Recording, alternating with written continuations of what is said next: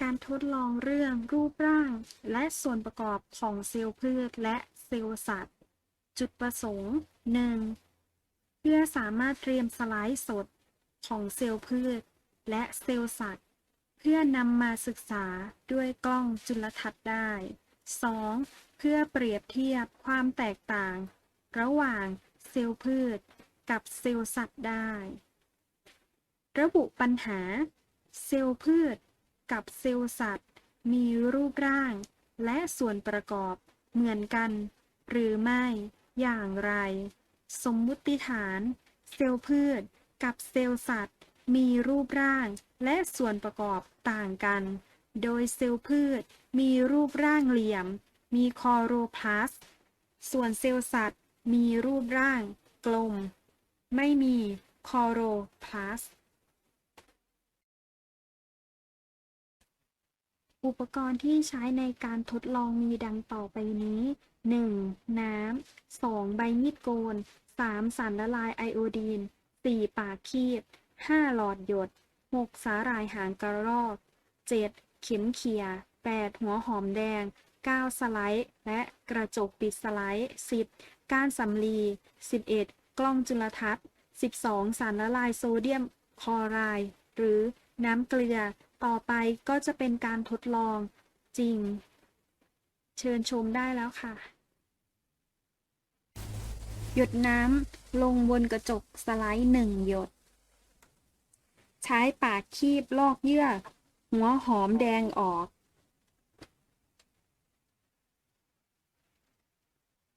ตัดเป็นชิ้นเล็กๆ แล้ววางบนกระจกสไลด์ หยดสารละลายไอโอดีน1 หยด วางกระจกปิดสไลด์มุมประมาณ 45 องศา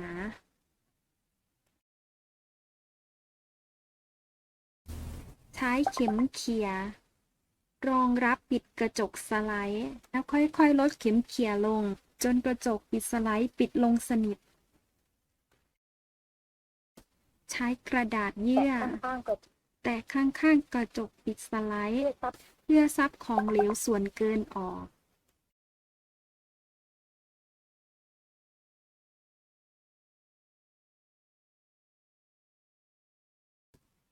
นำสไลด์ไปส่องดูด้วยกล้องจุลทรรศน์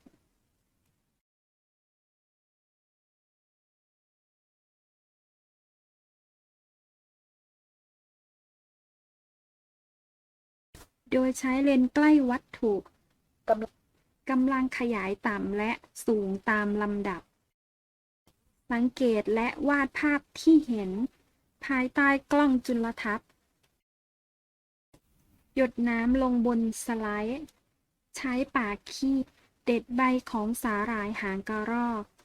บริเวณใกล้ส่วนยอด1 ใบ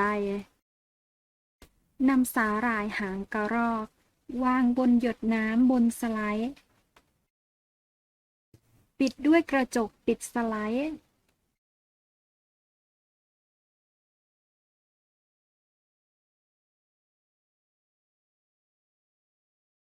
นำสไลด์ไปส่องดูด้วยกล้องจุลทรรศน์ โดยใช้เลนส์ใกล้วัตถุกำลังภายใต้กล้องจุลทรรศน์ สังเกตและวาดภาพสิ่งที่เห็น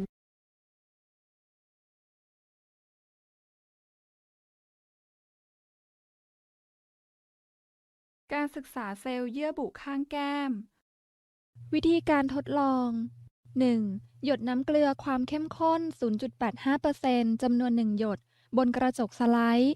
2. ใช้ก้านสำลีที่สะอาดขูดเบาๆที่ด้านในของกระพุ้งแก้ม แล้วนำไปแตะลงบนหยดน้ำเกลือบนกระจกสไลด์ 3. หยดสารละลายไอโอดีนจำนวน 1 หยด ลงบนหยดน้ำเกลือ แล้วปิดด้วยกระจกปิดสไลด์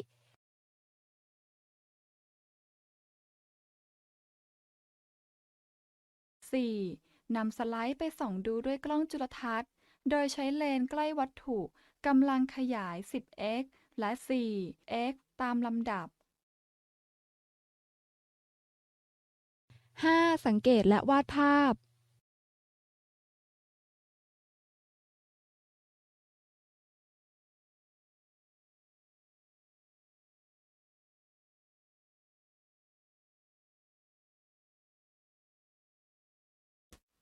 บันทึกผลการทดลองเซลล์ที่ศึกษา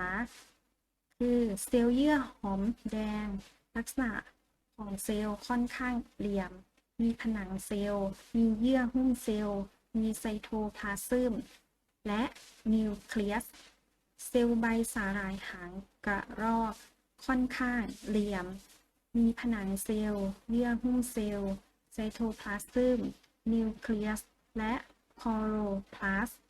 ส่วนสุดท้ายคือเซลล์เยื่อบุข้างแก้มค่อนข้างกลม มีเยื่อหุ้มเซลล์ ไซโทพลาซึม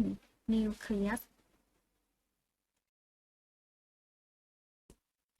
อภิปรายผลการทดลอง